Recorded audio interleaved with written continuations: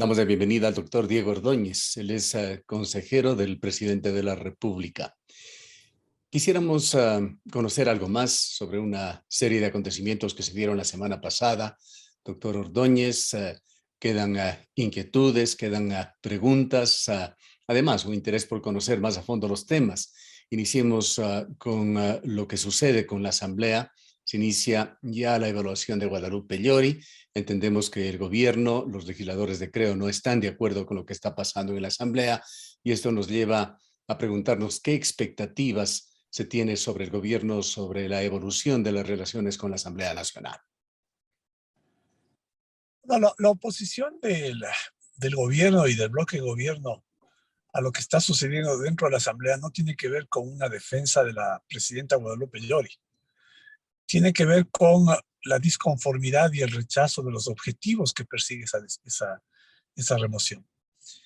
Lo que interesa a la mayoría social correísta, esta vinculación entre el Partido Social Cristiano y el correísmo y otros correístas que están en Pachacuti, es porque lo que intentan no es pues cambiar la conducción de la Asamblea, sino controlar a la mesa directiva de la Asamblea, porque a partir de eso pretenden tomar control de lo que sucede en la Comisión de Fiscalización y impulsar los juicios políticos que les den control, en particular sobre el Consejo de Participación Ciudadana, y pues controlar la designación de los altos funcionarios del Estado. Esto que estoy diciendo no es una especulación. Si usted lee y revisa los comentarios y las acciones de quienes conforman esta mayoría, va a confirmar lo que estoy diciendo. Ellos persiguen el control del Consejo de Participación Ciudadana. Entonces, se trata de la postura del gobierno, se trata de una defensa, ¿no?, de lo que pensamos debe defenderse en el Ecuador, que es cierto nivel de institucionalidad independiente, ¿no? Cierta institucionalidad que no responda al poder político, que no responda al interés económico, mucho más que esté condicionada por agendas que lo que buscan es impunidad. La perspectiva del gobierno, pues, es que esto los ciudadanos lo identifiquen, lo conozcan, lo denuncien, ¿no?, lo rechacen, y pues aguardando a ver qué es lo que termina siendo esta mayoría social correísta para tomar medidas que, digamos, lo que ayuden es a precautelar lo que acabo de decir hace un momento, ¿no?, una mínima institucionalidad independiente. Ahora, en la contraparte hay criterios que señalan que el actual Consejo de Participación Ciudadana está cooptado por el Ejecutivo.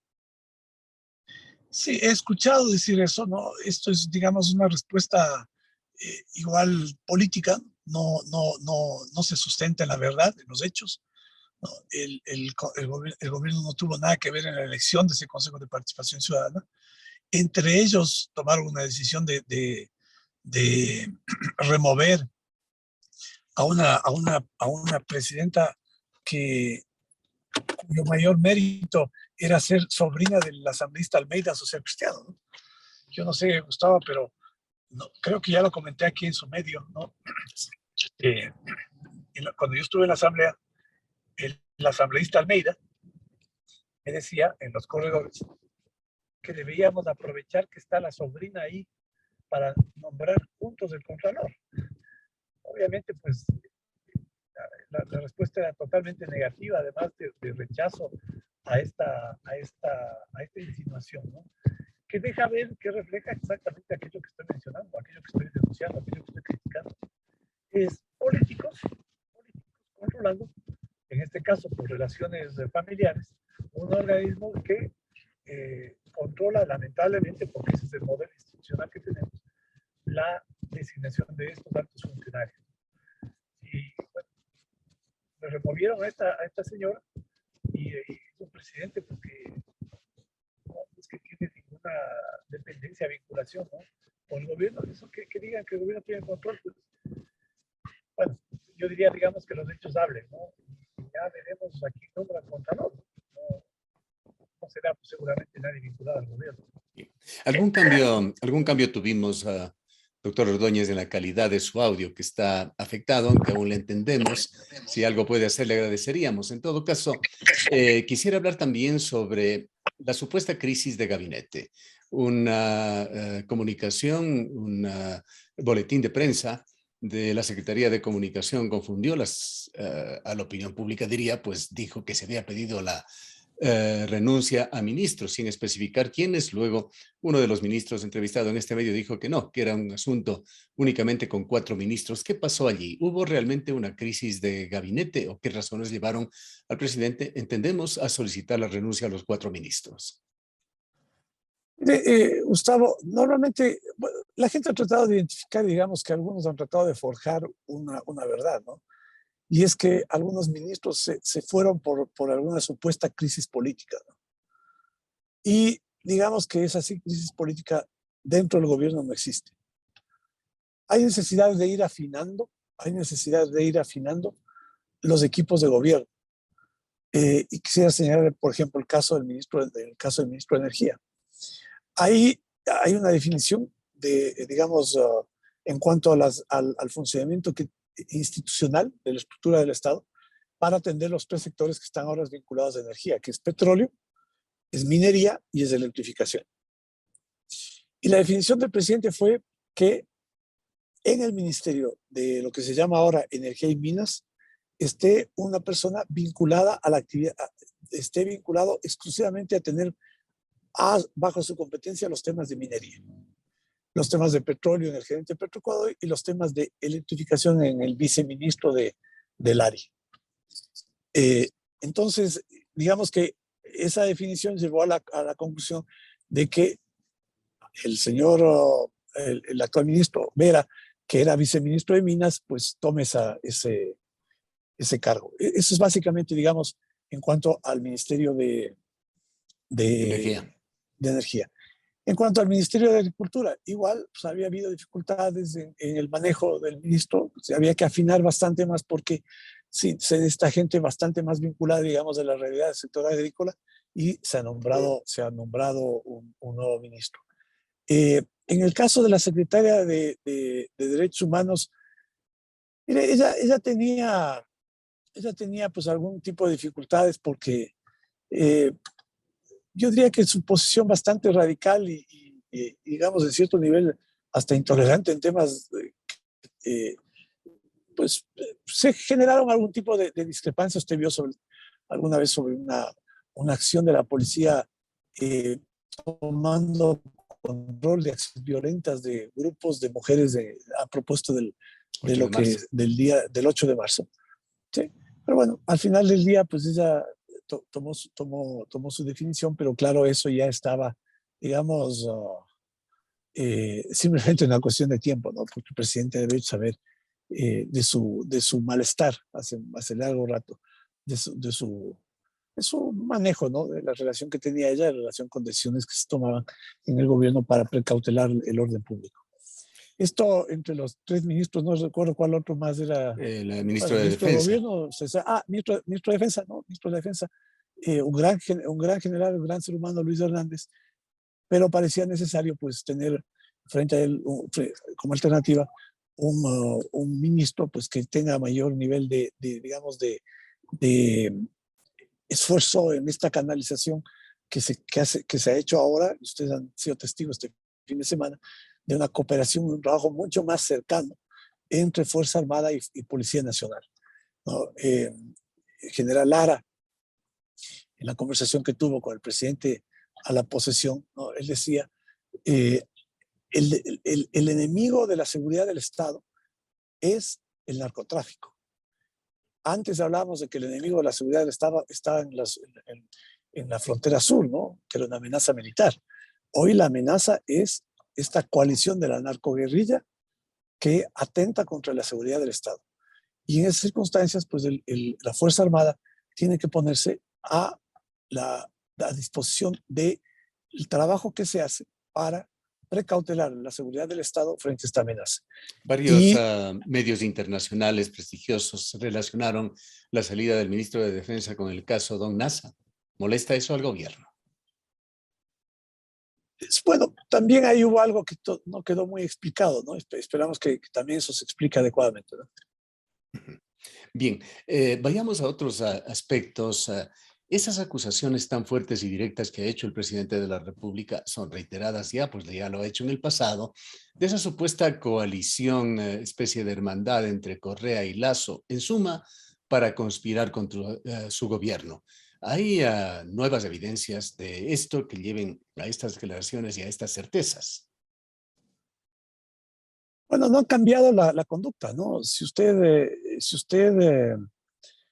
No sé si hubo oportunidad, yo este fin de semana tuve en un espacio televisivo un encuentro, un debate con el jefe del bloque social cristiano. Y durante la conversación que sostuvimos en este debate, el asambleísta Torres realmente tenía un lenguaje, no diría parecido, sino igual a aquel lenguaje del correísmo, ¿no? Cuando se refieren al gobierno. Bueno, decía pues que el gobierno gobierna para los banqueros, que el gobierno gobierna para el Fondo Monetario, ¿no?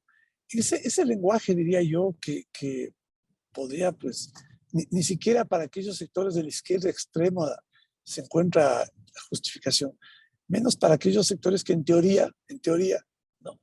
Pues defienden un modelo económico diferente. ¿Esto por qué le señalo a Gustavo? Porque a partir de eso, la conclusión de que esa alianza, ¿no? Esa alianza política entre social cristianos y correístas, que ahora se puede simplificar en la calificación de social correísmo, está vigente, ¿no? Está vigente. Ahí Hablamos se así, podría llegar hablamos, al punto de hablar de una conspiración en marcha. mire, este fin de semana también el domingo se produjo la marcha del 1 de mayo.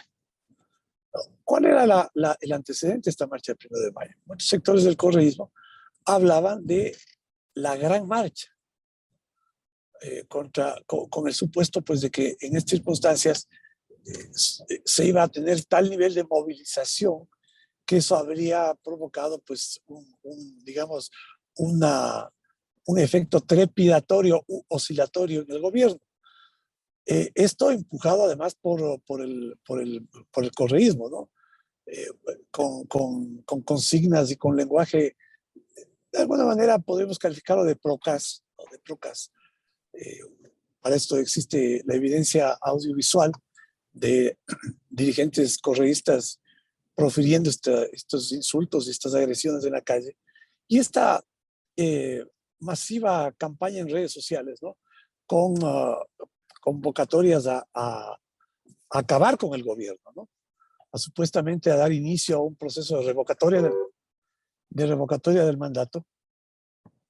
Bueno, si eso hace uno de los asociados de esta alianza y el otro asociado es más visible en lo que el correísmo hace dentro de la asamblea, obviamente se puede pensar pues que hay un vínculo entre lo uno y lo otro, ¿no?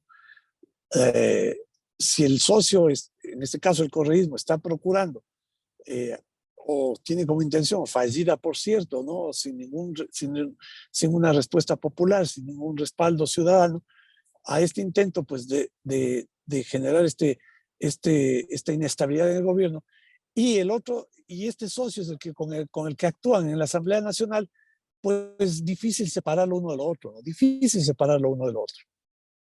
¿Y hay alguna explicación a qué vino eso que ha sido más visto como un exabrupto del presidente de la República, aquella mención que hizo a Fidelegas?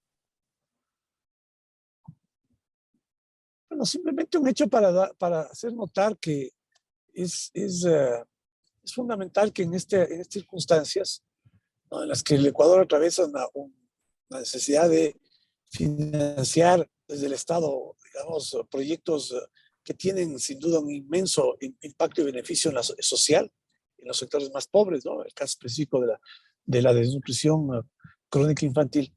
Pues el compromiso, diría yo, de aquellos que tienen que contribuir con sus impuestos en el Ecuador. En el Ecuador es muy importante, ¿no? Porque el presidente Lasso tiene actividad empresarial en el Ecuador, ¿no?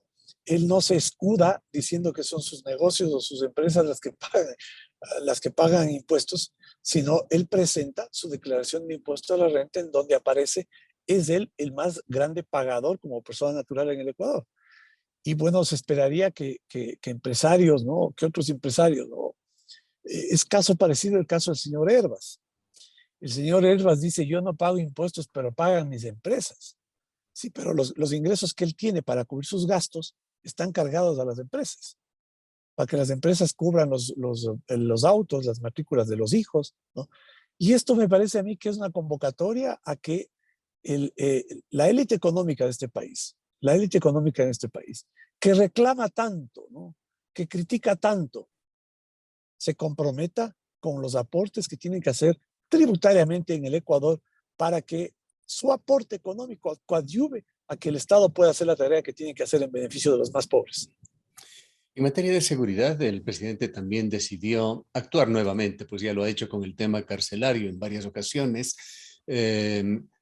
decretando estado de excepción en varias provincias, en ciertas parroquias en particular, en ciertas zonas.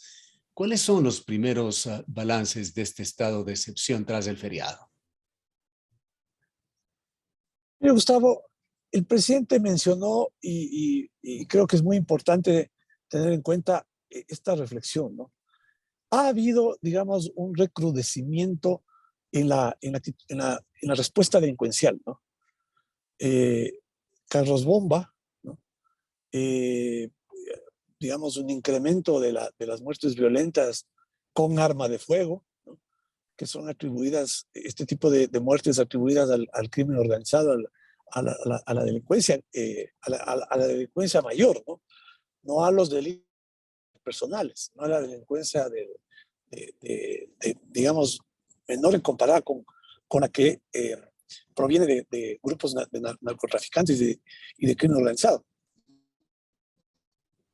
Y esto se debe fundamentalmente al hecho de que el Estado, a través de la fuerza pública, está actuando fuertemente frente a esta amenaza. Entonces es una acción y una reacción.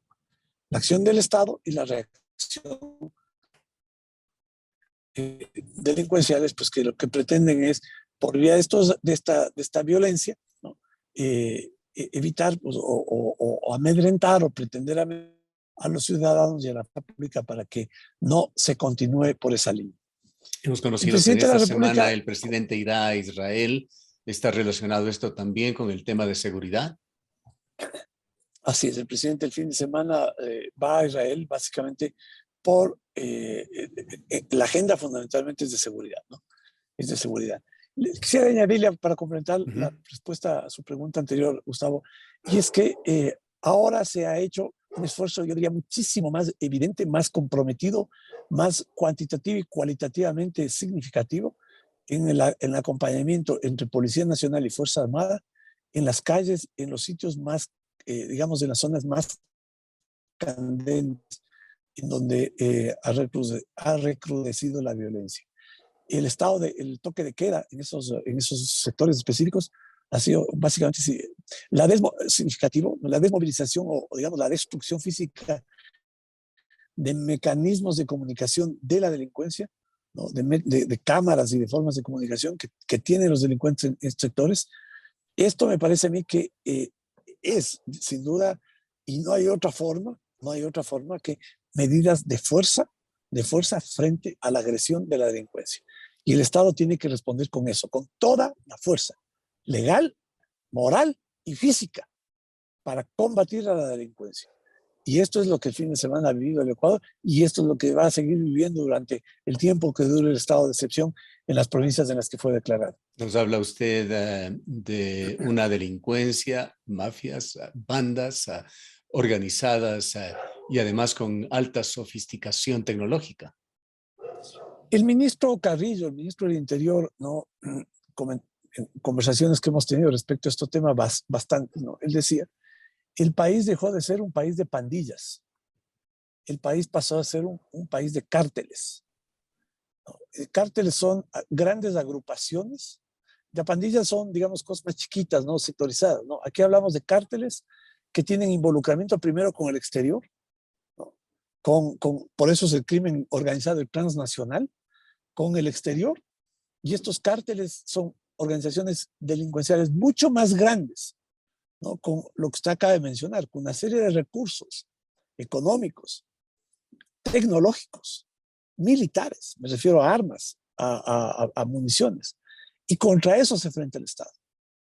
Y se enfrenta el Estado con un Estado, ¿no?, que por razones de despilfarro, de corrupción, es un país sin ahorros, es un país con recursos económicos limitados y con una fuerza policial y una fuerza militar, ¿no?, descuidada por los gobiernos de los últimos 14 años. Y que en este gobierno, hay un compromiso, ¿no?, de fortalecerlas, en resguardo fundamentalmente del rol que tienen y en resguardo de la seguridad de los ciudadanos. La tecnología se combate con tecnología. ¿Está Así es. dentro de los planes del presidente de la República en Israel quizá contratar ese famoso software con el que cuenta Israel, el Pegasus? No, hay varias soluciones tecnológicas, usted lo ha dicho, ¿no? Hay varias soluciones tecnológicas, ¿no? La tecnología en estos últimos años se ha desarrollado tanto, ¿no? Aviones no tripulados, drones, ¿no? Que un dron puede tener una cobertura territorial inmensa, ¿no? Con un avión no tripulado usted puede monitorear todo el mar territorial, ¿no? Para evitar el tráfico de droga por vía marítima, el tráfico de personas, el tráfico de armas, ¿no? No solamente es esto, ¿no? Es, digamos, la tecnología es una respuesta, sin duda es una solución a un problema. Y esto es lo que, identificado cómo está el problema, identificado cómo está la situación, pues las respuestas tecnológicas son muchas y variadas, ¿no? Y pueden ir cambiando. Pero lo fundamental de todo esto es, como ya se ha hecho con otros gobiernos, ¿no? Como el gobierno de los Estados Unidos, con el gobierno del Reino Unido, con el gobierno de Israel, el, el compromiso y el apoyo que ofrezcan estos gobiernos al Ecuador, ¿no? Con tecnología, con soporte político también, para combatir la violencia que viene desde afuera, que es aquella violencia transnacional que viene a instalarse en el Ecuador. Sobre ese delicado hecho, el caso Glass me refiero, que ha generado un montón de conjeturas con respecto a la posición del gobierno, a un supuesto pacto con el correísmo. ¿Cómo puede definir usted la posición actual del gobierno? Hoy Glass debe presentarse en una corte y eventualmente debe conformarse un tribunal para juzgar estos hechos y a lo mejor revertir esa condición. Pero cuéntenos desde el gobierno, ¿cómo miran esta situación? Bueno, usted lo ha dicho, Gustavo, ¿no? Se han desarrollado una serie de conjeturas, ¿no? Yo he conversado con muchas personas, ¿no? Les he dicho, mire, puede pues hablarse de una percepción, ¿no? Se suman hechos reales o ficticios, ¿no? Y pues se llega a la conclusión, a la percepción de que, pues, como se ha dicho, el gobierno tuvo algo que ver en la salida de Glass. Y yo he argumentado como en respuesta a una serie de hechos que contradicen a esa percepción. Si ya la percepción se mantiene después de esto, ¿no? Yo digo, una percepción admite prueba en contrario. Y si no se acepta la prueba, la evidencia, termina siendo un prejuicio. Entonces yo diría que frente a un prejuicio, ¿no? El prejuicio sobre que el gobierno supuestamente tendría eh, una relación con la salida de Glass de la cárcel, pues los hechos dicen lo contrario.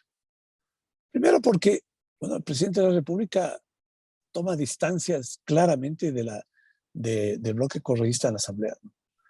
Si de algo podría, pues, encontrarse una razón para que se pueda hablar de un pacto entre el gobierno y el correísmo, es que la relación del gobierno y el correísmo en la Asamblea haya cambiado. Y eso no ha cambiado para nada. Por el contrario, las divergencias, ¿no?, se vuelven cada vez más profundas. Y ahí yo diría sirve lo que el presidente de la República dijo en Loja hace pocos días. Sus declaraciones y su digamos, respuesta al correísmo a los socialcristianos. Volvió a hablar el presidente de la muerte cruzada. ¿Es en Lo realidad esa dijo, la situación? ¿Está ese decreto de muerte cruzada en el escritorio de Guillermo Lasso? Y siempre, realmente siempre es una una gota opción, ¿no? que llene el vaso podría llevarlo a ejecutarlo. Como usted que me parece comentamos, Gustavo, ¿por qué el presidente no ha decidido la muerte cruzada? Ujú.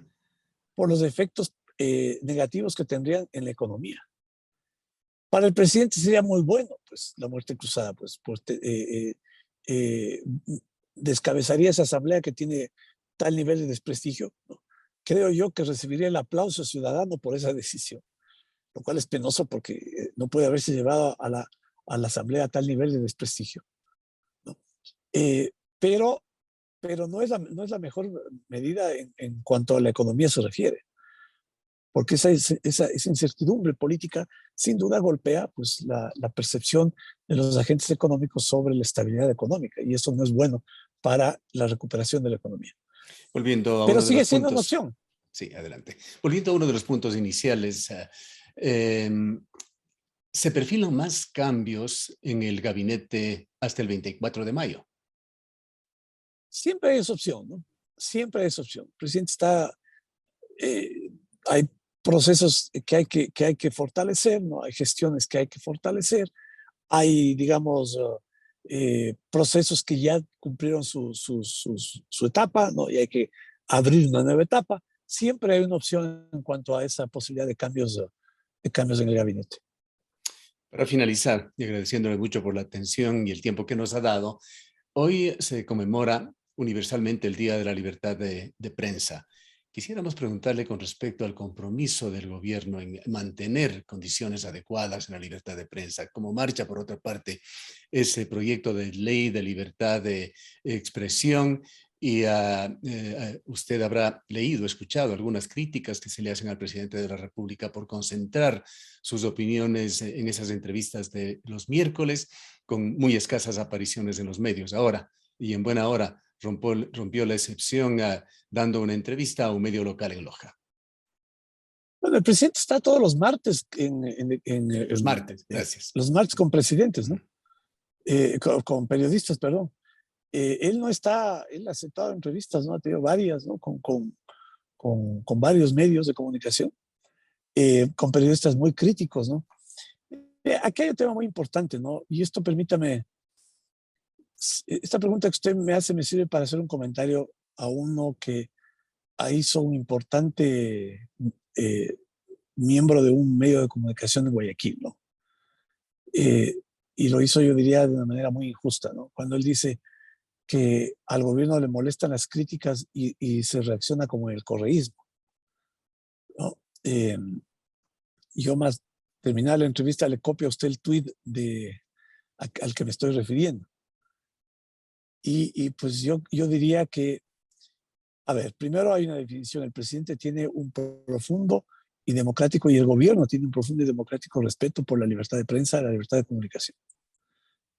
No hay ningún periodista perseguido, no hay ningún periodista enjuiciado, no hay ningún periodista al que pues se le haya, ¿cómo es?